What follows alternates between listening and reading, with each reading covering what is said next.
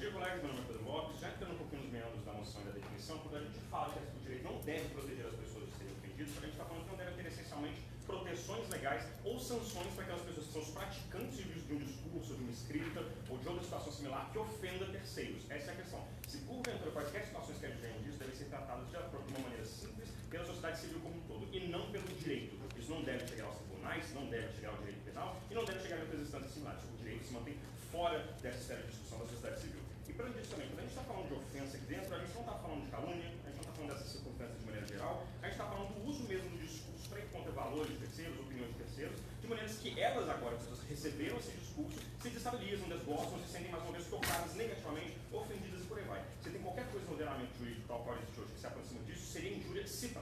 Prosseguindo ainda assim. Quando a gente está falando aqui dessas lógicas de ofensa, um ponto principal que precisa ser colocado logo do início é, via de regra, questões principais em uma sociedade já ofendem quase que por natureza. Temas centrais debatidos em uma sociedade quase sempre vão na contramão de valores ou de ideias pré-estabelecidas e com muita frequência as pessoas reagem instintivamente negativamente a isso com uma ofensa tremenda, dependendo do que for. Para dar exemplos passados, com todo respeito, se falassem 100 anos atrás que negros merecem os mesmos direitos exatamente que homens brancos, isso era plenamente ofensivo. E hoje em dia esse tipo de ideia também se mantém com várias outras questões. Nós falamos hoje em dia sobre legalização ou não do aborto, sobre união civil LGBT ou não, sobre direitos das mulheres e afins. Muito desse discurso segue sendo ofensivo para muitas pessoas dentro de uma sociedade. Esse tipo de coisa segue sendo ofensivo. O próprio Jordan Peterson, recentemente, aquele psicólogo canadense famoso, ele constantemente fala isso em entrevistas, que é importante se defender desse direito, porque com frequência temas sérios, temas centrais, naturalmente ofendem as pessoas, e esse tipo de coisa é danoso para a sociedade, se a gente tem que tirar isso e colocar isso como uma proteção jurídica. E mais uma vez, mesmo questões que parecem ter baixo valor moral no primeiro momento, podem ser ofensivas também. Isso quando a gente fala, por exemplo, de consequências na vida humana em políticas públicas de austeridade. Pessoas se ofendem com o discurso para austeridade, por exemplo, no Brasil, como a gente vê em várias questões de movimentos políticos. Quando a gente fala da ciência do progresso científico de maneira geral, atacando credos, atacando ideias, superstições, pessoas se ofendem com isso com frequência. E socialmente falando de uma comunidade como um todo, a gente não pode fazer com que o direito deixe que esse tipo de coisa passe e vaze. Mas falando disso também, ainda se mantendo uma lógica de sociedade, a ofensa ela também é usada de maneira geral como uma lógica de atacar o status quo propositalmente. Que no último argumento que eu usei é uma ofensa meio que não proposital. Agora, mesmo uma ofensa proposital tem muito seu lugar numa sociedade. Ela é um mecanismo para ser colocado no discurso em pauta, quando muitas vezes o discurso moderado, bonitinho, gentil, educado, ele é simplesmente descartado. Ele é ouvido em alguma medida, mesmo que ele não ofenda. Mas as pessoas riem dele, descartam ele, o ignoram. E é por isso que muitos atores, artistas, etc. na história, como o próprio Ndedema no Brasil, Charlie Brown na Europa, toda a história da poesia marginal brasileira, elas usam basicamente uma forma que ofende muitas pessoas, que usa palavras esdrúxulas, que fala mal das pessoas, que é grotesca e por aí vai, para passar as suas ideias que de outra maneira, ou não passariam na sociedade como um todo, ou pelo menos não alcançariam as feridas, não tocariam as feridas que não querem tocar, quando eles falam de questões sociais de maneira geral, de poderosos e afins. Isso é principalmente importante quando a gente fala dessas figuras poderosas, que muitas vezes serão intocadas por outros tipos de discurso. O discurso moderado não muda o status quo de maneira nenhuma, mas o discurso que tenta usar do grotesco e do ofensivo, ele tem mais potência, ele faz mais impacto numa sociedade, as pessoas falam mais sobre ele, muitas vezes o compram também de maneira mais ampla, e por aí vai. Inclusive nas palavras, por exemplo, de um dos dirigentes do Partido da Causa Operária recentemente, com perdão das palavras que eu vou utilizar, ele falou que quando a gente fala de liberdade de expressão e DEFI e colocar isso fora do direito, não, especificamente no caso do Danilo Gentili, não se trata de defender o filho da puta do Danilo Gentili, mas se trata de defender o direito de chamar o Danilo Gentili de filho da puta.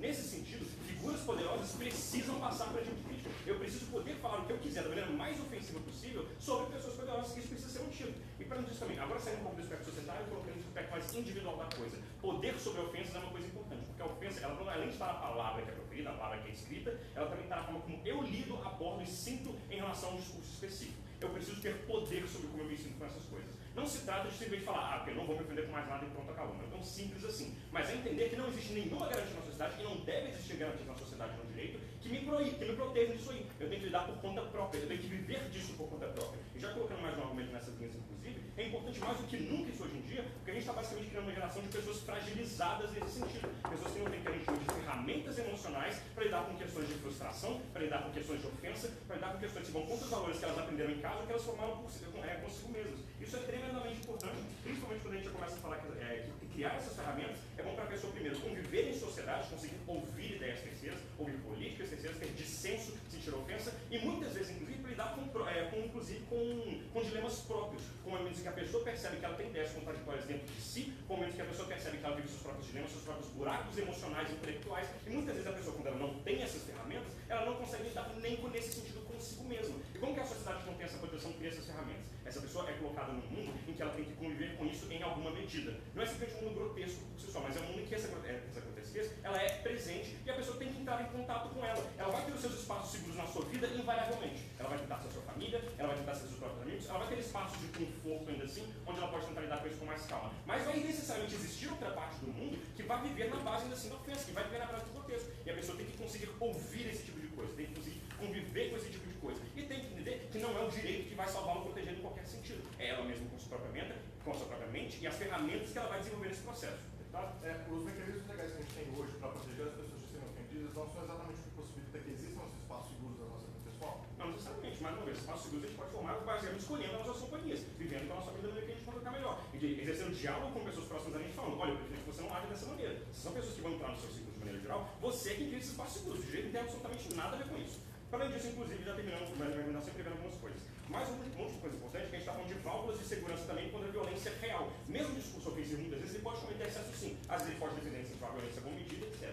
Mas o discurso é importante que ele exista e seja colocado sim em evidência na sociedade, porque ele é o meio termo. Discurso nada mais é que aquele passo que está entre o pensamento e a ação. O pensamento a gente não vai proteger, não tem jeito. Não importa o que a pessoa pense, com ofensivo seja, você nunca vai colocar o direito sobre isso. Seja a gente coloca o direito hoje em dia como é justo na ação da pessoa. Se a pessoa coloca a ofensa dela para além da conduta, se ela ofende com a violência física, por exemplo, o direito tem que mesmo limitar isso. Agora, o discurso ele é meio termo. O discurso ele é o sinal. O discurso é basicamente a válvula de segurança que eu tenho, porque eu consigo medir que a pessoa, porventura, se ela for cometer extremismos, que ela já tem um discurso superior. Aí eu consigo lidar com ela no mercado de ideias. Eu consigo colocar aquelas ideias em dissenso e colocar elas num ambiente que a pessoa vai ser completamente descomprovado, que ela vai ser convencida de se dissuadir das suas possíveis condutas. Essa é uma importância tremendamente relevante, porque se você coloca o direito como proteção, esse momento ele se perde, porque ele desestimula que as pessoas exponham essa válvula de segurança, que elas exponham o discurso. O que vai acontecer? Vai ficar na cabeça delas, na mente, no pensamento, e depois, se porventura for gerar qualquer tipo de comportamento violento, ela vai pular diretamente para a ação. O discurso em si se perde e, por consequência, a válvula de segurança se perde. Esse tipo de coisa que a gente tem que entender. Enquanto a ofensa pode, com consequências, como todas as primeiras coisas falar, ter algumas consequências materiais,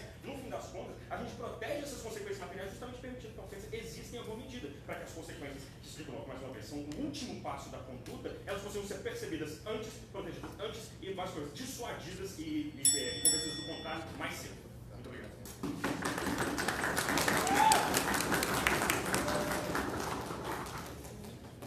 A mesa aplaude o primeiro-ministro e convida o líder da oposição.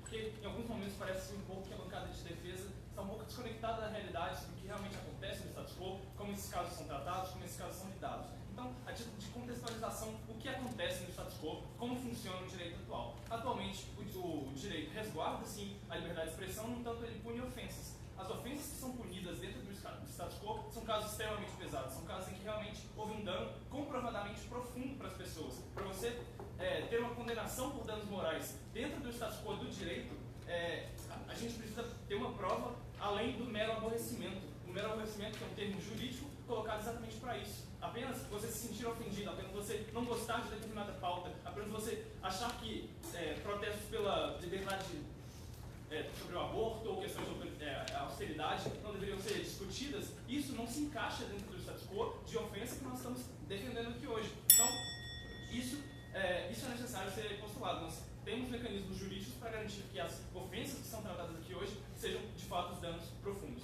Deputado? Nessa situação, como é que você sempre consegue demonstrar causalidade nessas situações? Bom, existe todo um processo legal que vai apurar como se deu não apenas a intenção, mas também os danos materiais que são causados por esse tipo de pessoas, para que, de fato, se comprove que existiram, de fato, danos morais. Eu vou trazer um exemplo durante o meu discurso que vai corroborar bastante com esse ponto. Mas, partindo diante, um ponto de refutação para o melhor caso da bancada de defesa até agora, que é a ideia de contestação do status quo, que é a tese do Jordan Peterson, em grande difundida, que é a ideia de que você precisa ser capaz de contestar o status quo, contestar grandes grupos para que se haja sempre o progresso, que se busque sempre a verdade. A verdade é que também dentro do status quo, esse tipo de caso não é o que nós estamos defendendo aqui hoje. Esse tipo de caso ofendem grandes grupos e não indivíduos, que é o foco do debate aqui hoje. Então, tendo isso dito, passando então para o material mais construtivo. E já retomando também um gancho. A questão aqui é uma grande diferenciação que deve ser feita entre liberdade de expressão e liberdade de ofensa. Porque, na maior parte das vezes, a liberdade de expressão é sim garantida, no entanto, a liberdade de ofensa não é um bem em si mesmo. Muitas das vezes, grande parte dos discursos é feito com a simples intenção de ofender. É um discurso essencialmente vazio de valor social. Então, ao contrário também do que a bancada de defesa tenta pintar, na vasta maioria das vezes, o discurso não é de buscar a verdade, o discurso é simplesmente de ofender por ofender, de buscar desmoralizar determinada pessoa, determinado grupo social, frequentemente minorias, como eu também vou abordar no meu discurso. Então, aqui a gente cai em uma situação de praticamente fetichização da firmeza emocional, como se as pessoas precisassem ser resilientes, mas a verdade é que na maioria das vezes existem danos profundos e palpáveis. E quando que esses danos acontecem, nós temos um problema de limites à liberdade de expressão, de limites por infringir a liberdade de outras pessoas. Isso dá de diversas formas esses direitos de terceiros. Em primeiro lugar, a autoafirmação individual que nós trazemos aqui. Existem diversos danos psicológicos que são causados às pessoas, como eu disse, especialmente minorias, que frequentemente têm um discurso e uma retórica feita contra elas, de que elas são inferiores, de que elas valem menos, de que a sua existência não vale o mesmo tanto quanto as outras. Esses danos psicológicos são extremamente palpáveis, nós podemos ver na realidade. Mas mais do que isso também, na vida cotidiana, eu de um caso, falei do exemplo aqui, é o caso, por exemplo, de Danilo Gentili, que falou sobre uma doadora de leite materno no Nordeste, que chamou ela simplesmente de vaca leiteira, e aqui eu peço desculpas por ter que replicar esse termo, causou danos severos a ela, ela foi chacoteada, virou alvo de chacota na rua, ela teve que se mudar de cidade, e se influenciou até mesmo na sua própria doação de leite. Então, há sim danos palpáveis e que nós conseguimos comprovar que o deputado de defesa que fez essa pergunta não está prestando atenção nisso nesse momento. Mas então, seguindo em frente, também as consequências, não apenas uma perspectiva individual, mas também uma perspectiva social. Existem danos também ao grupo como um todo. Nós falamos aqui que esse tipo de discurso, esse tipo de ofensa, legitima e perpetua o discurso opressor de diversos grupos. É uma retórica preconceituosa, excludente, que se torna ainda mais forte, ainda mais incorporada, legitimada por esse direito, essa retórica vazia de direito de ofender. Então, mais uma vez, existem danos difusos e profundos a grupos também, e não apenas a indivíduos. Em primeiro lugar, prejudica a inserção desses grupos no mercado de trabalho. As pessoas, frequentemente, por terem maior preconceito contra elas, não vão conseguir se inserir mais no mercado de trabalho da mesma forma. A inserção na sociedade, a inserção também nas esferas de poder. Essas pessoas são mais desprovidas de direitos por causa dessa retórica ofensiva que é frequentemente e sistematicamente imposta contra elas. Segundo a defesa. Deputado, o juiz sequer decide se houve dano moral ou não.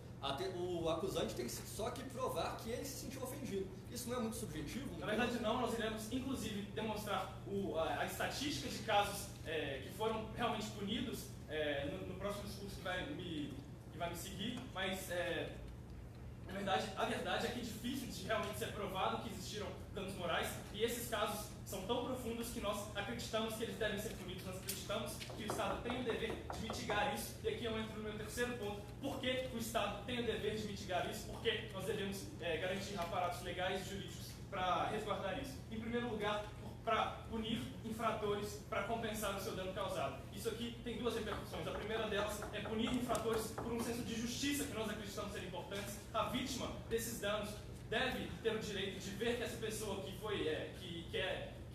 infringiu um discurso negativo contra ela, essa pessoa foi punida. É um senso de justiça, mas também, em segundo lugar, a reparação financeira, muitas vezes, que essa pessoa vai ter que pagar, porque ela realmente causou um dano que às vezes também é financeiro, como no caso, mais uma vez, de Danilo Gentili com a moça do Nordeste. Mas, em segundo lugar, porque o Estado tem o dever de mitigar isso, para também desestimular potenciais infratores. É a ideia de que, com uma lei dessa forma, nós conseguimos, por meio de incentivos, desestimular que as pessoas se engajem nesse tipo de discurso, que é extremamente negativo, como mostrei durante todo o meu discurso. Então, a última coisa a ser dita é o bem-estar geral da sociedade no final do dia. O bem-estar geral, necessariamente, por meio do direito de ofender, primeiro lugar, porque o benefício para o ofensor é mínimo, se não nulo. Essas pessoas não têm nenhum benefício em se engajar nesse tipo de discurso. Não é mais liberdade de expressão, é uma liberdade de ofensa que necessariamente está ancorada em uma consequência maior de incorrer em dano a outra pessoa. Em segundo lugar, porque os prejuízos para pessoas ofendidas são extremamente grandes, extremamente orgulhosos e me opor.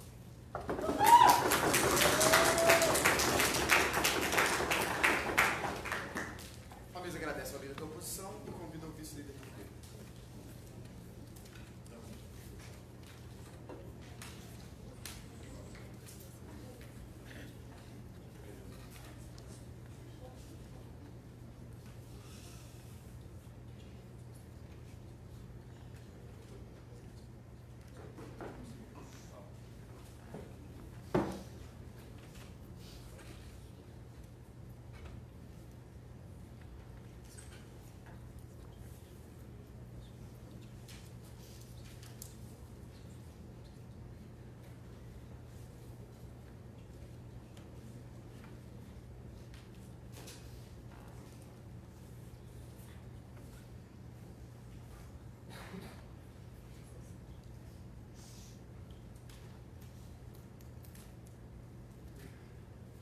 Boa tarde a todos, meu nome é Arthur Gander, eu já fiz meu discurso. Acho que a primeira coisa que precisa ser disse aqui por uma votada é que a questão da ofensa ela é subjetiva ao sujeito. Cada sujeito interage diferente com a ofensa. Algo que pode ser ofensivo a A, pode ser ofensivo a, não pode ser ofensivo a B, então isso tem uma variação que tem uma subjetividade inerente à demanda que a gente está colocando. Eu quero resgatar o que o Pedro Lopes falou da principal analogia, ou algo que está mais próximo dentro do que foi definido como ofensa, que é a questão da injúria. E por que isso é um problema, e é um problema muito grave aqui dentro do nosso debate? Porque a gente tem, primeiro ponto, uma subjetividade em relação aos limites da punição, e isso é tremendamente lesivo. A sociedade como um todo e ao direito, principalmente. Primeiro eu quero explicar para vocês como é que funciona o direito, para aqueles que não os conhecem, sabem, um aluno de economia aí. O direito, ele se baseia na subsunção do fato à norma. Isso é direito. Você tem uma norma e vocês fazem a subsunção dos fatos que aconteceram, ou seja, colocam em contraposição, colocam em reflexo os fatos que aconteceram frente à norma. A gente vive num sistema que a gente conhece como civil law, ou seja, a gente tem uma dinâmica onde a gente tem normas gerais e abstratas. As normas são gerais, elas valem para todo mundo, são abstratas, e a partir dos fatos que acontecem dentro da nossa sociedade, a gente gera essa estrutura, ou seja, você me diz que aconteceu um fato, eu pego o direito e faço essa subsunção, assim eu alcanço a definição de mérito, se você tem razão ou não, se você vai ser punido ou não. Essa é a estrutura do nosso direito, que é a base aqui. Agora vamos lá, o que é a injúria, que é a principal analogia que a gente colocou aqui para a ofensa? A injúria é uma questão que é mais subjetiva do que todas as outras punições colocadas, porque ela não precisa de nenhuma materialização no mundo prático. Ela está ligada tão somente, diretamente ao espírito do sujeito. Não precisa de nenhuma materialização. Se a pessoa, tão somente ela, no seu interior, lá dentro da casinha dela, dentro do travesseiro quentinho, da coberta quentinha, chorou, single tear, isso já pode ser passível dentro da nossa estrutura jurídica, da subsunção da norma fato de injúria. Então a gente tem uma estrutura jurídica para o próprio direito que é muito subjetiva, e isso gera lesões diversas para a sociedade, como que a gente vai ver. Agora, o segundo ponto que a gente tem que pensar é para que serve essa punição que a gente está colocando. E ela serve para os poderosos, por isso que a gente tem que ir contra ela. Porque o grande ponto é qual que é o custo do judiciário. Isso está sendo ignorado pela oposição. Quem consegue entrar no judiciário, quem consegue se manter no judiciário. O judiciário é caro, custa muito caro. Eu sou advogado, sou até parcial para dizer, mas a gente recebe pela sociedade muito bem, a gente cobra caro. Então, para você manter uma estrutura jurídica ali dentro, para trabalhar para você é extremamente caro. Por favor, deputado. Você pode, então, o seu ponto é que a gente não deve proteger as pessoas porque o direito é caro? Não, o meu ponto é que a subjetividade dentro da norma, na hora que eu vou aplicar o direito, gera distorções na sociedade. Uma delas é que o direito é caro e quem tem mais dinheiro, tem mais facilidade de processar, e quem não tem dinheiro não tem como se colocar contra aquele que está acusando, porque ele não tem dinheiro para se manter dentro do sistema judiciário, porque custa caro. E quem não tem dinheiro normalmente são as pessoas mais pobres. E um exemplo, o Estado de Minas noticiou em 2018 que a dona Vera Lúcia, aqui em Belo Horizonte, ela foi condenada a pagar R$10 mil para um médico, porque ela postou no Facebook dizendo que por isso as UPAs não funcionam, enquanto os pacientes padecem e os médicos ficam batendo papo. Ou seja, o médico tem dinheiro, ele conseguiu conseguiu se manter ali dentro, a dona Lúcia não conseguiu, foi condenada, porque é isso que acontece no direito. Então, a questão econômica aqui também é extremamente relevante. Passando para o próximo ponto, isso é o status quo, na verdade, isso é o status quo. Quem é o status quo que a gente tem hoje? Um judiciário caro em que as pessoas mais pobres não têm, não é o que o Luca falou pra gente. Esse é o status quo, é a realidade econômica do direito, uma análise econômica dele. E o terceiro ponto, a gente também tem um problema aqui psicológico e o problema da censura subjetiva. Primeiro, uma questão psicológica. O professor Fernando Neisser, que ele fala sobre propaganda e normalmente propaganda, ele fala de um efeito que chama chilling effect, que é o seguinte: quando a gente tem punições subjetivas, a gente tem uma redução da criatividade na sociedade, da disrupção dentro da sociedade. Vamos pensar o seguinte: a gente tem um carro tá andando ali na rodovia, tudo bonitinho, aí está lá dizendo 50 km por hora, que é o top da multa lá. Se você passar mais de 50 km por hora, você toma uma multa. Você vê que tem pessoas que passam a 48, tem pessoas que passam a 40, tem pessoas que passam a 30, e até um desabafo tem aquele coleguinha que passa a 20, né? Não sei por quê. Então pensa o seguinte: dentro de uma estrutura onde eu tenho uma punição aritmética colocada, eu sei que se eu passar mais de 50 é algo medido, as pessoas têm tanto medo da punição e não se arriscam, vão diminuindo a velocidade para não tomar. Quando a gente tem uma punição subjetiva, a gente gera esse chilling effect, porque a gente não sabe os limites da punição e aquilo que pode gerar punição ou não, porque é uma punição amplamente subjetiva dentro da cabeça de cada sujeito. E não somente isso, a gente tem dentro da teoria da comunicação também algo que a gente conhece como janela de Overton, que é o Joseph Overton, salvo meu juiz, que é da Universidade de Michigan, que ele fala o seguinte: a viabilidade política de uma ideia, quando a gente joga ela na sociedade, que ela pode ser ofensiva ou não, ela está diretamente ligada com as balizas sociais que a gente dá para essa janela, que são as balizas ligadas a princípios, aos valores da própria sociedade. Ou seja, a viabilidade política de uma ideia, quando coloca na sociedade, ela está diretamente proporcional à sua viabilidade ligada a ela cair dentro dessa janela. Então, o que a gente tem se ela só é boa se ela cai ali dentro, se ela só tem viabilidade com o discurso se ela cai ali dentro. Problema 1. Se a gente tem uma sociedade onde esses princípios contra minorias já estão balizando ali dentro, essas ideias podem ser ofensivas ou não, elas não vão ter efetividade nenhuma. Mas situação 2, vamos falar que elas tenham efetividade. Então é melhor a gente tirar os esqueletos de dentro do armário e trazer a ofensa para a luz e debater ela, sair dos mitos, sair das estruturas de top, debater e desconstruir, mostrar por que aquilo está errado,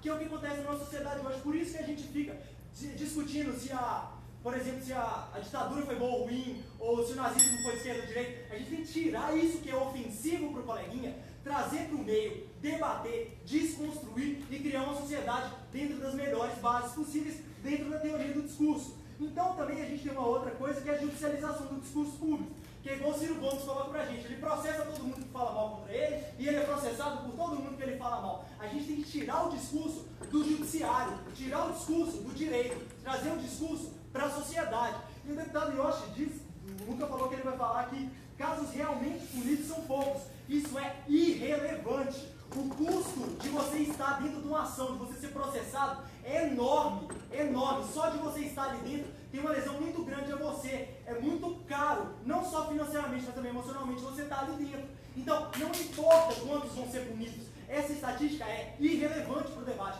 O que importa é, nós temos que parar hoje de judicializar o debate público, trazer ele para o centro, colocar a luz, tirar os mitos e desconstruir, com ofensa, sem ofensa, e construir as melhores ideias para a nossa sociedade. Muito obrigado. A mesa agradece, o vice-líder da oposição já tem o ponto.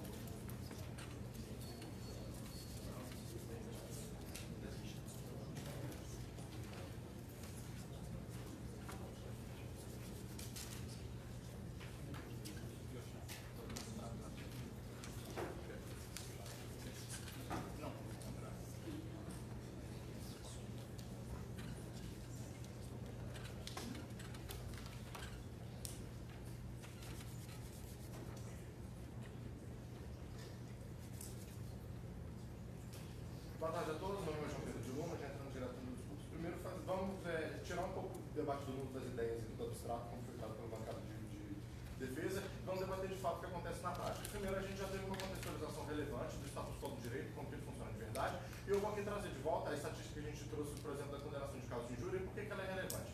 Primeiro, porque desde 1988, no estado do Rio de Janeiro, só tiveram 244 casos julgados por injúria racial, que é um dos tipos de problemas que a gente está discutindo. Isso dá uma média de 8 casos por ano para um dos estados mais populosos do Brasil. Então, de fato, sim, não é algo que acontece com tanta frequência. Por isso que a gente não acha que tratar especificamente apenas de injúria é relevante para esse debate. A gente precisa por exemplo, da condenação que o próprio deputado aqui citou, da Vera Lúcia, que foi condenada em R$10.000, que é uma condenação de indenização por danos morais. Isso acontece quando você é responsabilizado civilmente por causar dano a alguém. Isso é o artigo 127 ou 137 do Código Civil, não lembro muito bem, mas que ele postula que o indivíduo que causa dano a outra pessoa tem a obrigação de repará-lo. E a ofensa que causa dano a outra pessoa, de fato, ela merece que seja feita alguma reparação à pessoa que sofreu aquele dano. Deputado, o senhor menciona um tipo de caso especificamente, mas de acordo com o CNJ, só em 2018 tiveram quase 11 mil ações de crime contra a honra só no ano passado. Não tem crime contra a honra. Tá, beleza. A gente fala de crime contra a honra, são coisas diferentes. Beleza. Como eu estou falando disso, está falando de indenização por danos morais, é mais relevante porque acontece mais vezes. A gente tem vários processos de crime contra a honra, mas aí também eu não posso falar com você se eles casos realmente vão à frente, até porque crime contra a honra é algo que vem caindo mais no direito. Por exemplo, crime contra a honra vai ser mudado ao longo do tempo, já foi considerado que adultério era violação da honra, traição e tal. Então, assim, é algo extremamente discutido e não é isso que a gente está querendo tratar nesse debate. A gente aqui no Conselho vai falar de indenização por danos morais porque é o que acontece mais na verdade. E, tipo assim, trazendo outro argumento também que não é tão relevante do deputado, de falar que o direito é caro. Primeiro, se você consegue comprovar que você tem hipossuficiência financeira, você é concedido o benefício da justiça gratuita. Então, não dá para falar aqui que as pessoas pequenas não têm acesso ao direito, não têm acesso à justiça. Elas têm sim, inclusive de graça. Você é advogado, você precisa saber disso. Passando aqui também agora pelo direito de ofender. Por que ele não sustenta por si só? A gente tem que pensar em qual é a intenção da pessoa que está ofendendo. A bancada de defesa tem uma visão muito míope do que é a pessoa que está querendo ofender. Primeiro, de tratar todas as interações sociais como se fossem pessoas dentro de um debate científico, um debate político, tentando buscar um grande conhecimento, uma verdade absoluta. Isso não é verdade. A maioria das interações sociais são simplesmente pessoas dialogando e seguindo com a sua vida. Então, nesse caso, a gente não tem a necessidade de poder ofender para poder atingir uma verdade maior, porque não é isso que a gente está fazendo. A gente está interagindo socialmente. E mais do que isso, a pessoa, quando ela ofende, ela tem o direito de causar dano, ela tem o direito de lesar aquela pessoa. Se ela causa dano e ela lesa a outra pessoa, a pessoa tem o direito de ser reparada. Se existem 11 mil processos de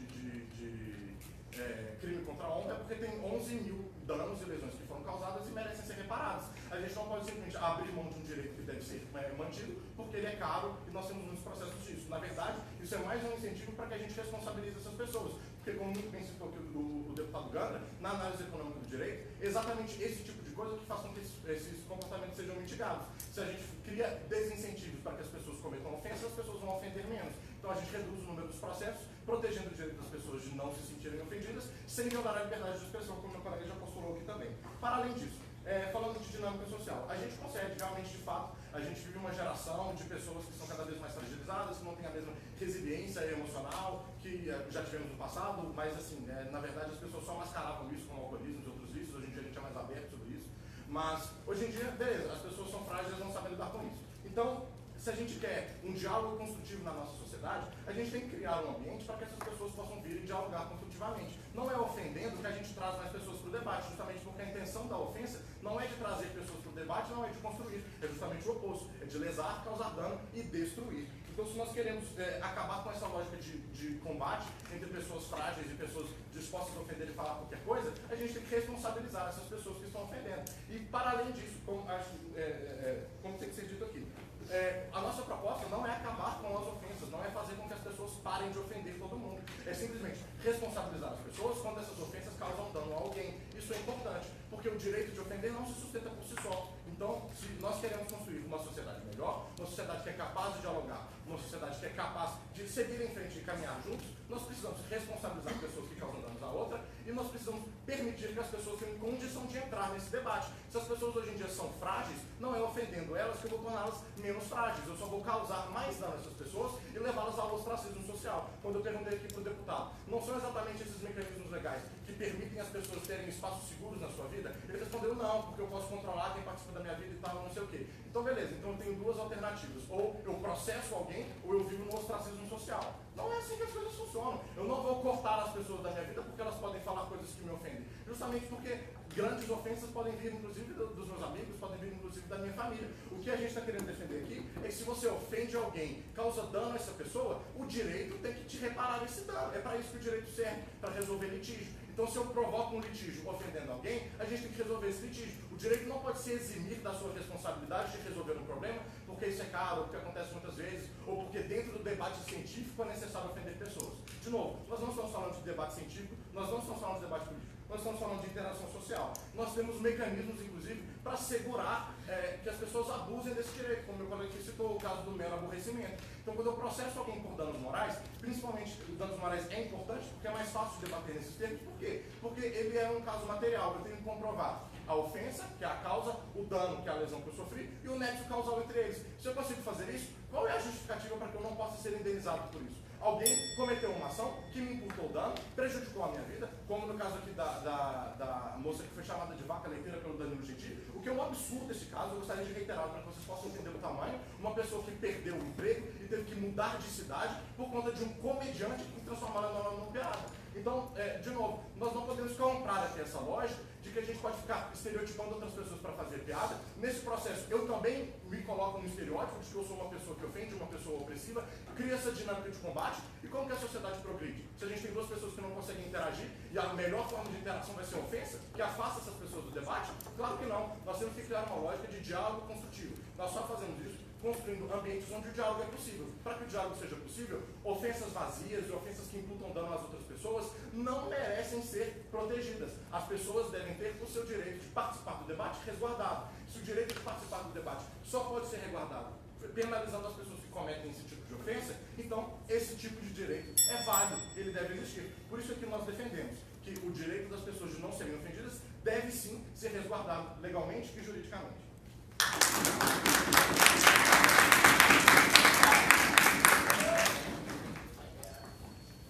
A mesa agradece a primeira metade desse debate. Que essa pode pegar.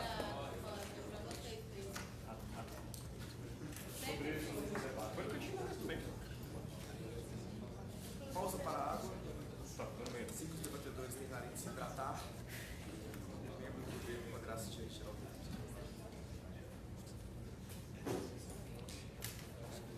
Alguém tem água? Parece pra plateia também, eu sei. Hã? Parece pra plateia também, eu sei. Entendeu? Me processo. Depois eu esqueci.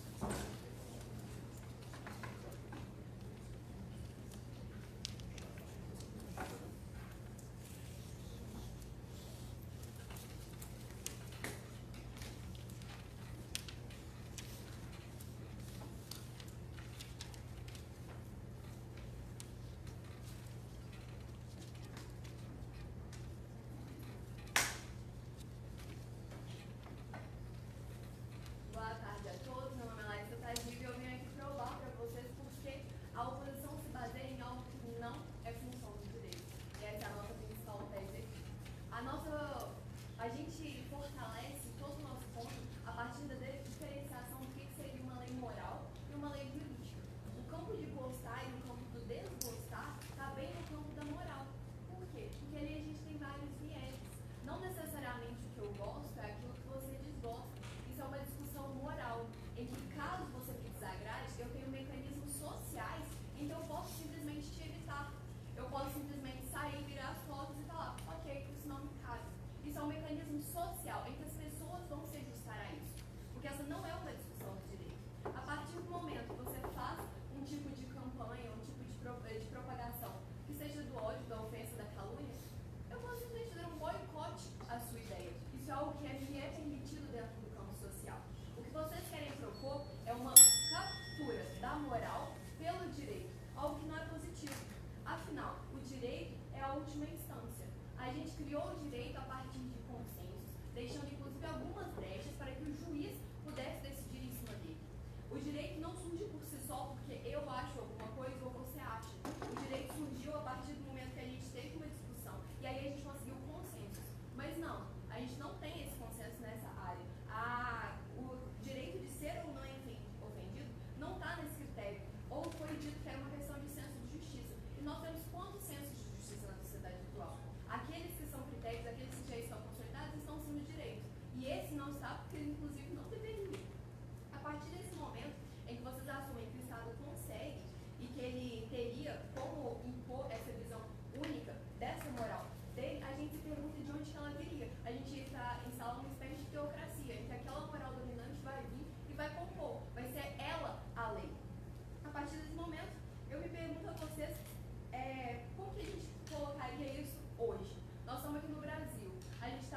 nosso presidente é o Bolsonaro, e nós temos uma Câmara presente pelo PSL. A gente vai ter o quê? O viés deles. Porque se eu ando de mãos dadas com uma menina, muita gente vai achar que aquilo ali eu estou ferindo a uma forma de expressão. A partir do momento que você vai lá e restringe isso, porque talvez isso te ofende. Você pode se sentir caluniado por isso. Isso é a sua religião. Você tem direito de se sentir ofendido com isso. Então, você não só tem direito de me prender e de me multar por estar de mãos dadas com uma garota. A partir desse momento, a gente tem, por exemplo, a partir desse momento, a gente tem que refletir sobre o que é ou não ofensivo. Porque quando a gente pega, por exemplo, o caso, o grupo de stand-up Gatos Fedorento, eles fizeram uma paródia em que eles faziam uma sessão de eucaristia com computadores. Eles que recebiam a comunhão. E por que isso foi problemático? Toda a conferência episcopal foi lá e não gostou e tal, e quis entrar com o processo. E a declaração deles foi a seguinte: uma coisa é fazer brincadeira com as ondas do mar, a outra é brincar com a eucaristia. Só que se for lá e mexe com as ondas do mar, lá de Iemanjá, vai ter outro grupo social que vai falar: não, as ondas do mar são igualmente preconceituosas. Isso também é um problema. Não tem como, não existe fundamento do direito para a gente poder propor o que é ou não ofensivo. Por favor, deputado. Deputado, o status quo do direito, a gente só pune ofensas que causam dano ou tem intenção de causar dano? O que isso tem a ver com gostar ou não gostar de algo? Gostar ou não gostar, a partir do momento que eu vou esclarecer para você, a partir do momento que eu não gosto, eu estou ligando isso a uma ofensa. Era isso que eu queria dizer. A partir do momento que a pessoa ofende, ela estaria expressando que não gostar. Era isso. E a partir disso, eu parto para o meu segundo ponto. Que fica aí, a gente vai pegar o melhor caso, vamos ver os argumentos dele à melhor luz, os argumentos trados pela oposição. O point deles foi dizer que isso iria perpetuar o discurso de ofensa, que isso iria reprimir as minorias, que seria extremamente problemático, a gente estaria numa retórica de perpetuar todo esse arsenal ruim que eles dizem. E eu falo que não, porque na verdade, a gente cercear esses discursos ofensivos vai acabar os fortalecendo. Por quê? Porque ele cria mártires. Muita gente fica surpresa quando a gente pega a Alemanha nazista e descobre que lá eles tinham regras, eles tinham leis muito, muito severas em relação à liberdade de expressão. E eles adoravam isso. Toda vez que um do partido nazista ia lá e exprimia todo o seu ódio e era condenado, ele achava ótimo, porque ele falava: olha o que estão fazendo comigo, se juntem a mim, olha toda essa margem opressora, olha o que estão fazendo comigo. Isso é algo muito cooperativo, como está acontecendo com o Gentili hoje. Tudo que ele faz, a galera fica tipo: nossa, mas olha que problematização desnecessária. Foi aí que surgiu o problema, tanto de chamar de mimimi e do politicamente correto. Deslegitimou pautas que eram muito importantes para as minorias e acabou trazendo como se fosse uma ridicularização, como se elas fossem muito frágeis. Isso foi extremamente problemático para as próprias minorias, porque elas foram subestimadas. Além disso, a gente tem a possibilidade de isso acabar se portando contra elas, que foi algo que aconteceu recentemente na França. O Stollen ainda é um grande líder do movimento LGBT na França, e ele foi e chamou um cara que estava ofendendo, né? Ele chamou ele de homofóbico. E ele considerou aquilo uma ofensa, um traje ser chamado de homofóbico. Isso, pasmem, Stollen está preso porque ele foi e chamou outro cara de homofóbico. E ele se sentiu ofendido. A lei da França é extremamente rígida. A partir do momento que ela pune aquele que se a partir do momento que eu me sinto ofendido, eu tenho o direito de entrar com uma ação. E caso foi condenado, e houve prova de que ele realmente se sentiu ofendido por ser chamado de homofóbico, foram lá e realmente prenderam ele. Existe também uma grande discussão. Entraram com uma ação contra os palestinos porque eles foram acusados de antissemitismo, sendo que na verdade eles estavam propondo uma pauta política. Essa é a principal tese. A gente não consegue. Sabe por quê? Porque eu consegui provar para vocês que isso é algo do campo da moral e não do direito, porque o direito não tem consenso suficiente para conseguir com isso. E por fim, eu tenho a parte mais importante que derruba toda a oposição, é que o melhor case deles, o melhor argumento mais forte, é de que isso perpetua a opressão das minorias, mas na verdade não, porque ela encolhe, ela não dá a chance da gente ter um debate construtivo sobre. A partir do momento que a gente tem essa censura e deslegitima o discurso das minorias, algo que era tão importante é visto como ridículo. A partir do momento que falaram: nossa, mas essa mulher foi chamada de vaca leiteira, ela entrou no processo só por causa disso? A gente teria, na verdade, partir de uma mobilização social, da gente, sociedade, dizendo para ela, pro Gentili, que aquilo ali não é legal. Da gente mostrando com argumentos, com provas de que nós não gostamos daquilo, não uma medida drástica, como uma prisão, como uma multa, para ir lá e, na verdade, retorcer todo esse discurso e tornar ele mais frágil do que ele já é. Afinal, são minorias. Eu encerro meu discurso a favor da liberdade de se exprimir, a favor da liberdade de dizer, de construir uma sociedade, ao invés de simplesmente mandar calar a boca. Eu encerro isso.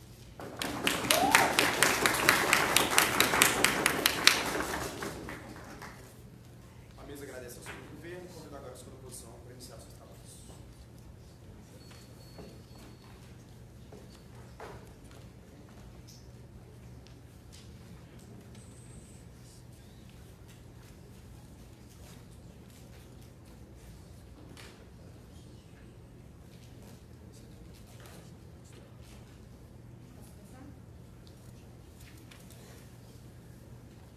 Ok, primeiro vamos resolver o problema de a ofensa ser resolvida por um mecanismo social e de que a sociedade naturalmente cercearia isso e que se o direito se metesse, ele estaria pegando uma coisa que é do campo moral.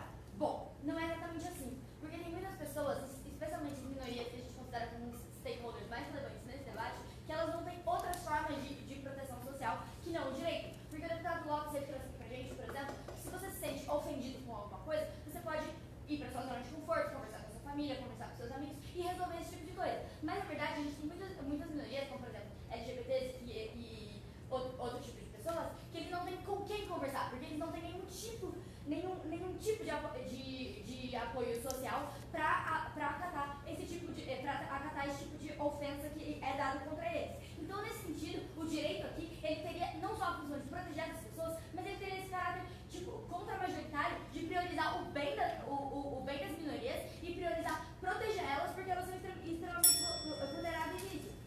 Ou seja, a gente pode ver um exemplo disso muito bom que ela deu que ela poderia ser criminalizada por estar andando de mãos dadas com uma garota. Ok, o direito entra aí, por exemplo, criminalizando a homofobia. Ou seja, o direito ele deve sempre entrar pensando quem é o mais vulnerável, quem vai ser o mais afetado e como que a gente pode tomar isso. Então, não são as minorias que têm formado os maiores grupos de coletivos, de grupos de apoio similares, visando ter espaços seguros em relação a essas circunstâncias? Bom, as minorias, muitas vezes elas conseguem formar esses coletivos também, só que o direito ele também é uma forma muito importante de proteger elas, porque esses coletivos eles existem em espaços extremamente restritos, como por exemplo, universidades, coisas do tipo. Quando você pensa, tipo assim, pessoas LGBT de periferias e coisas do tipo, quando elas sofrem preconceito, elas não têm um coletivo feminista lá, elas não têm um coletivo LGBT lá. E eu gostaria de entrar também nesse ponto de como que isso afeta a formação da personalidade dessas pessoas. Eles aqui explicaram, mas eles ensinaram como que isso já é ruim para as minorias, porque elas se sentiam completamente atacadas, coisas do tipo. Mas muitas vezes as pessoas LGBTs, as pessoas negras, as pessoas que sofrem bullying, são pessoas que elas estão em busca de construir uma própria identidade pessoal. E a partir do momento em que você começa a ofender essa pessoa, você está contribuindo para que ela construa a identidade pessoal dela de uma maneira negativa. A partir do momento que você fala que aquela pessoa não é boa o suficiente, ela toma aquilo para ela, porque ela tem essas lacunas de personalidade que ela precisa preencher, e ela começa a se ver como menos, e se empoderar ela no geral. O deputado Gandra, o deputado Lopes, ele falou aqui pra gente que seria necessário que as pessoas tivessem mais poder sobre como elas se sentem e coisas do tipo. Mas a partir do momento em que você gera essas pessoas que estão mais frágeis emocionalmente, porque elas são constantemente atacadas, na verdade, a gente está criando a geração do mimimi. A gente está criando essas pessoas porque a gente está constantemente falando para elas que elas não são boas o suficiente. A gente está constantemente falando para elas que elas não dão conta de fazer as coisas. Então, logo, elas se sentem sensíveis com tudo. O problema da geração do mimimi não é que eles não aguentam uma ofensa, é que a gente ofende eles tão constantemente, a gente ofende eles tanto que eles não aguentam mais outro tipo de coisa. Então, nesse sentido, o direito precisa agir para proteger essas pessoas. E passando também para um segundo ponto, essas pessoas que estão vulneráveis, são um stakeholder muito importante, elas podem muito facilmente ser capturadas, por exemplo, por grupos extremistas que eles veem em outro tipo de ofensa, ou seja, ofender quem ofende a eles também como uma forma de blindagem. Porque o que acontece? Muitas pessoas que são vulneráveis, que sofrem bullying, esse tipo de coisa, acabam aderindo a grupos extremistas, como fala o estudioso Christian Picorin, que ele mostra que muitos grupos extremistas, neonazistas, coisas do tipo, eles se aproveitam de pessoas que são vulneráveis, pessoas que se sentem excluídas da sociedade, justamente porque elas são extremamente ofendidas, e eles pegam essas pessoas dando uma causa para elas, dando um motivo para elas. Ou seja, eles pegam essas pessoas para que elas possam ofender outras pessoas também e se contrapor a essas outras pessoas também. Porque quando você ofende, você simplifica alguém. Você coloca essa pessoa em uma caixinha e você vai ela momento que isso consegue ser capturado por um grupo extremista, coisa do tipo, você canaliza todas essas ofensas para fazer o mal. E o que acontece? Você vai ter situações como tiroteios em escolas causadas por pessoas que sofreram bullying intenso, como é a maior parte dos casos. Você vai ter casos de suicídio e coisas do tipo. Então, se o direito não agir antes para proteger essas pessoas da ofensa, o direito vai ter que agir depois para proteger justamente a consequência dessas ofensas. Então, a gente pode até falar que cercear esses discursos ofensivos daria mais força para ele. Mas o fato de a gente não cercear, na verdade, é o que faz a gente ter consequências absolutamente desastrosas. E a gente tem que passar essa mensagem social através do direito de que a gente tem que proteger essas pessoas e de que não existe espaço para esse tipo de discurso em uma sociedade que quer se ver coesa, que quer se ver grande. Deputada, nesse momento um líder LGBT está preso na França porque ofendeu um homem chamando ele de homofóbico. Isso não prova que o direito vai ajudar muito mais os poderosos, os privilegiados, não as minorias que você supostamente defende? Não exatamente, porque aí é um ponto econômico muito bom que eles começaram a refutar, que é a questão de, tipo assim, só os casos poderosos entrariam na justiça, só os casos de pessoas que têm dinheiro entrariam na justiça. Bom, mas a partir do momento que entram poucos casos, isso já resvala para a sociedade e já cria um efeito positivo. Mesmo assim, que desincentivar isso. Quanto à questão do líder LGBT que tá preso na França, bom, eu acho que a gente precisa de um pouco mais de contexto nisso. Porque, por exemplo, o Danilo Gentili, ele mesmo foi processou alguém porque ele foi chamado de estuprador, certo? Porque ele foi totalmente chamado de estuprador e coisas do tipo, e isso causou danos pra ele. Se for comprovado que esse líder LGBT causou dano chamando a pessoa de homofóbico, eu não vejo por que ele não deve estar preso. E a gente tem que pensar também como que isso resvala, por exemplo, nos elementos mais frágeis da sociedade, que são, por exemplo, as crianças que estão começando a construir sua personalidade agora e coisas do tipo. A partir do momento que a gente vive uma sociedade que não pune ofensa, que a gente vive uma sociedade que a ofensa é livre, a criança começa a colocar em caixinhas e vê os ofendidos sempre como outros e vê as pessoas que são ofendidas sempre como outros. É assim que a gente perpetuou o racismo, é assim que a gente perpetuou a LGBTfobia, é assim que a gente perpetuou um ciclo extremamente vicioso para a sociedade de vilanizar uma pessoa ou uma comunidade. E aí o direito ele deve intervir, sim, para que ele possa proteger essas pessoas de serem vilanizadas dessa forma. E é por isso que eu tenho muito orgulho em meu coração noção. Muito obrigada.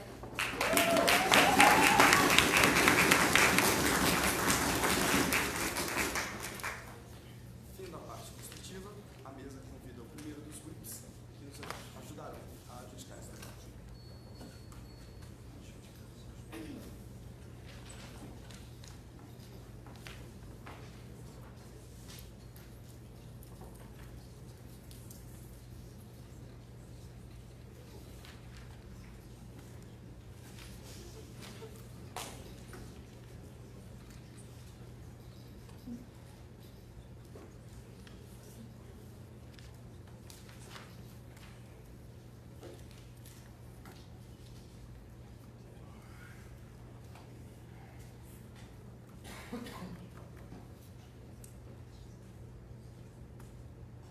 Uma boa tarde a todos. Eu vim aqui mostrar por que a defesa venceu esse debate com a maior solidez dos seus argumentos.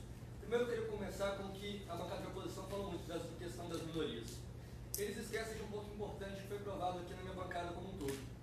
Nós temos a influência da moral. Quando a gente pega a moral e leva ela para o direito, que é o que essa moção se trata basicamente, o domínio do direito se estendendo sobre a moral, nós estamos privilegiando uma moral específica. E qual moral é privilegiada na sociedade? A da maioria. Isso vai contra o interesse dessas minorias. Nós temos o presidente Jair Bolsonaro, a bancada do PSL. Essas pessoas fazem as leis. Elas vão fazer leis favoráveis a essas minorias, que vão punir como ofensa quem xinga um LGBT ou quem xinga de homofóbico. O que vocês acham mais provável? O caso da França ou casos legítimos acontecerem? A gente tem que pensar no poder que a gente está dando para o Estado. Isso não ajuda essas minorias. Até pela dificuldade de acesso que elas teriam à justiça, como meus colegas provaram. Esse punitivismo não chega nesse ponto. E na melhor luz, a minha colega mostrou que a punição não funciona também. Porque não é ela que disse que na Alemanha nazista existiam leis rígidas de expressão. Quem disse isso foi Nadir Strauss, presidente da Associação Americana de Liberdades Civis. A época em que o nazismo surgiu era uma época de muito moralismo, sociedade alemã moralista. Aquilo era punido. Isso não mudou em nada o surgimento do maior número de ofensas e ódio que surgiu na história. A lei se mostrou historicamente incapaz de prevenir que isso acontecesse.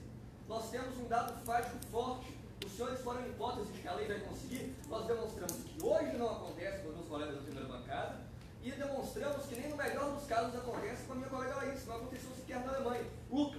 Tá, que poder que nós estamos dando para o Estado, sendo que na minha contextualização eu mostrei que no status quo isso não acontece. Senhor, dando poder, o que já acontece é um absurdo. A nossa proposta é realmente que o direito se afaste desse campo moral, porque o que acontece hoje já é muito grave. E eu vou prosseguir aqui. O senhor disse que ofender não é liberdade de expressão, mas muito pelo contrário, ofender é parte fundamental da liberdade de expressão. Por quê? Liberdade de expressão é o direito de me expressar e mudar a cabeça dos outros. Eu debater, eu dialogar, eu tentar provar o meu ponto e mudar as posições. Quando eu ofendo alguém, eu mostro uma característica negativa, eu busco convencer os outros de que a forma que essa pessoa está agindo não foi correta. A ofensa é uma das formas mais puras de liberdade de expressão. Eu estou manifestando um anseio negativo para essa pessoa, para a sociedade, para que a gente possa corrigir isso. É uma coisa muito importante. E agora eu quero acabar de vez com um ponto importante aqui da primeira oposição. Eles falaram da reputação e de punir o prejuízo financeiro que é causado. Pois eu digo uma coisa para vocês. A reputação de uma pessoa não lhe pertence. Qual é a reputação do João Vitor Rocha Miranda que está aqui diante de vocês? Sou o que eu acho de mim mesmo? Não. É o que a Luísa Cortes acha de mim, é o que o Bernardo acha de mim, é o que o Luca acha de mim, o que o Eugênio acha de mim. É o domínio externo das pessoas, é o que elas pensam que está na mente delas. Se eu impeço as pessoas de verem minha reputação com maus olhos, eu estou querendo me intrometer nos direitos delas de ter uma opinião sobre mim, nos direitos delas de pensar. As pessoas têm o direito de acharem o que quiserem de mim. Se eu sou um médico babaca e vocês não querem se consultar comigo, vocês têm esse direito. Eu não tenho que pedir dano moral para quem mostrou que eu sou babaca, não. A reputação serve exatamente para isso, para que as pessoas sejam punidas financeiramente. O caso forte dos senhores aqui foi ofensas quando criam danos materiais. E eu estou provando, a importância da ofensa é justamente criar esses danos materiais, porque é assim que nós mudamos o comportamento das pessoas. Se eu não tivesse direito de acabar com a reputação de alguém, de mostrar que isso é uma coisa ruim, a pessoa não mudaria, ficaria processando para sempre. A reputação de um homem de forma alguma lhe pertence, é um instrumento social da coletividade. Juntos nós medimos o comportamento e nivelamos, o que leva a um dos maiores clashes desse debate que a Laís trouxe: direito e moral. Isso é um exemplo claro e forte da moral regulando a sociedade. Não é o direito com a cadeia, é a sociedade mexendo com as reputações. O direito é a última instância, os casos mais graves. Eu estou provando aqui que acabando com a reputação de alguém, a gente pode estimular a mudança, a gente pode mudar comportamentos, mudar a mentalidade. Quando eu tenho que prestar contas para os meus semelhantes humanos, eu vigio o meu comportamento, eu estou prestando contas. Os senhores, quando querem criminalizar essas ofensas, os senhores estão pedindo que as pessoas prestem contas para a sociedade. E isso é muito grave. Um outro ponto que o senhor Yoshi falou, ele falou que o adultério já foi considerado algo imoral e crime. Esse é um exemplo perfeito do direito indo além do que ele deve, pegando a moral. O direito, considerando um aspecto moral, crime. Adultério é um assunto privado que a sociedade tem que regar. Se a sociedade acha imoral, ela vai agir no âmbito social, não no âmbito legal. Quantos absurdos históricos foram legitimados pelo direito porque a moral dominante assim dizia? Vários. O adultério é um caso. As drogas podem daqui a uns anos ser outro. O aborto daqui a uns anos pode ser outro. Quando a gente pega uma moral, seja qual for, e cristaliza ela na forma da lei, a gente está criando uma coisa rígida. Porque as leis morais evoluem num ritmo diferente das leis escritas. A moral tem que estar aberta. Esse é o objetivo da moral, como a minha colega Laís trouxe. Está aberta a reinterpretação, está aberta a sanções mais leves. A sanção do direito é estática no tempo. Se você pega o nosso Weidmerk, você vai ver lei de 1940, que a gente está aplicando até hoje. Código de 1940, 1916 até 2002 era o código. As leis estão presas ali. As leis não evoluem com a sociedade. A moral evolui. Se você prende a moral à lei, você cria uma âncora para que a moral evolua um dia. É uma âncora. A gente está aprendendo uma âncora que ainda por cima é uma âncora extremamente malévola, pois dá a noção de que a reputação é das pessoas, que elas não têm que prestar contas. Vocês têm que dizer para mim, João, você é um bom debatedor, mesmo que eu faça o pior discurso do mundo. Não, tem horas que a gente tem que olhar e dizer, você fez um debate horrível, seus argumentos foram horríveis. Todo mundo aqui já deve ter ouvido isso. Eu ouvi bastante, isso me fez melhorar. Eu nunca ganhei um debate da nossa colega Luísa Cortes ali. Agora eu estou aqui na semifinal. Por quê? Porque eles me deram muita porrada no Senado. Porque eles me estimularam nisso desde o início. Eu estou aqui dando o meu melhor porque eu passei por coisa difícil. Gandra aqui me justificou, ele não passou a mão na minha cabeça. Ele mostrou onde eu errei. Ele foi duro comigo. Todo mundo aqui no Senado foi duro comigo. Isso me fez melhorar. A minha reputação atual era de um debatedor que não estava bom o suficiente. Eu tive que prestar contas pela minha própria reputação. E agora eu estou aqui, isso é muito incrível. Eu estou melhorando, é uma evolução palpável, gente. A moral, ela tem que estar separada. O âmbito social é um âmbito, o âmbito do direito é outro. Isso é muito perigoso. Creio que ficou extremamente provado aqui pela ação das nossas duas bancadas. A minha colega do IP da oposição vai ter que trazer algo realmente muito bom para tentar refutar esses pontos tão bem construídos por nosso lado. Muito obrigado.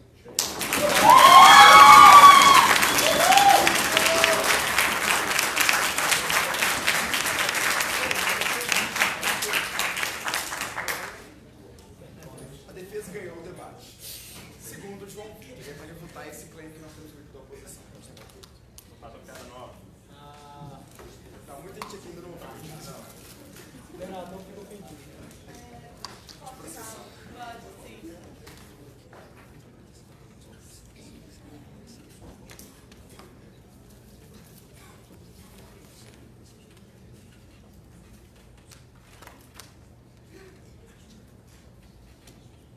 Pode falar. Fala.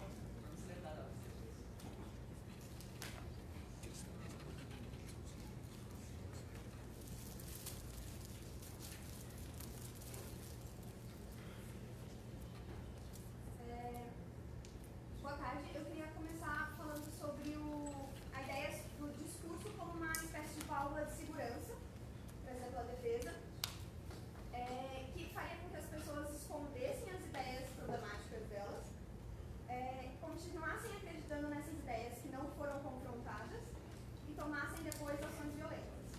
Eu queria falar um pouco sobre o Picciolini, que a Alice trouxe.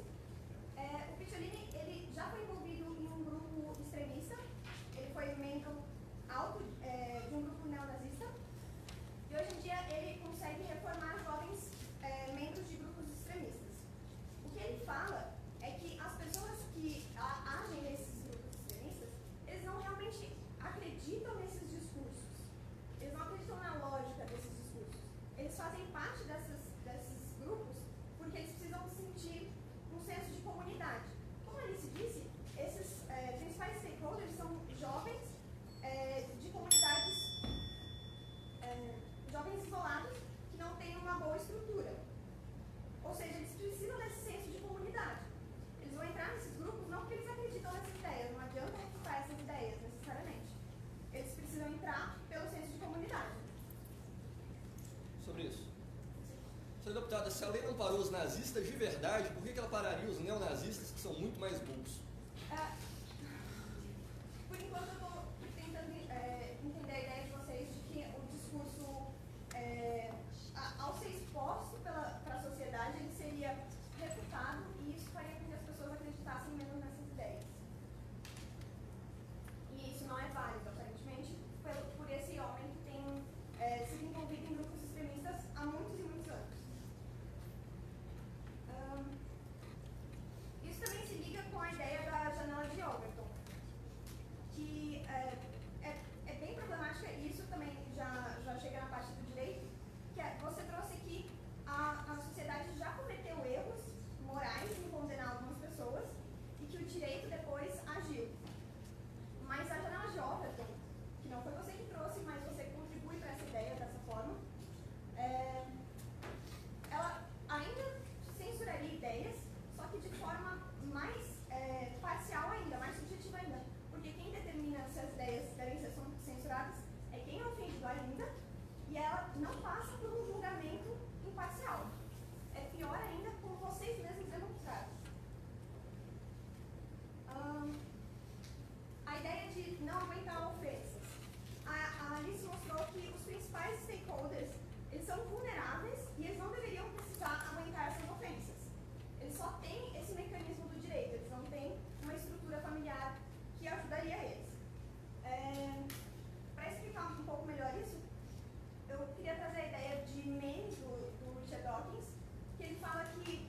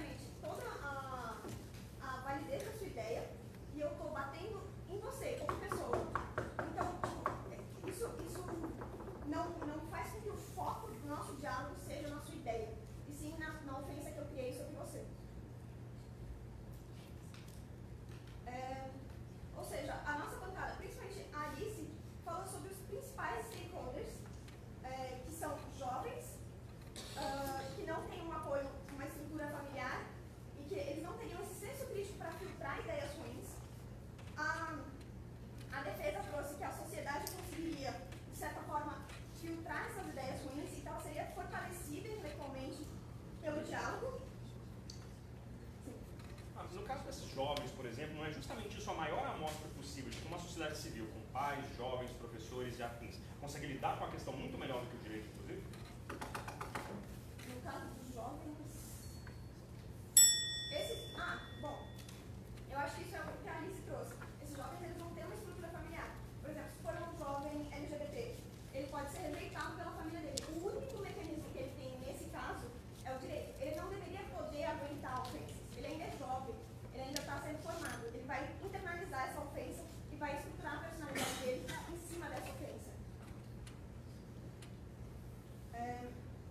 E assim eu mostro que a oposição propôs os principais pontos e mostrou os danos para os principais stakeholders e que a defesa não conseguiu mostrar que a sociedade conseguia fazer um filtro efetivo e menos subjetivo, menos parcial do discurso e, portanto, a defesa ganha, a oposição ganha esse debate.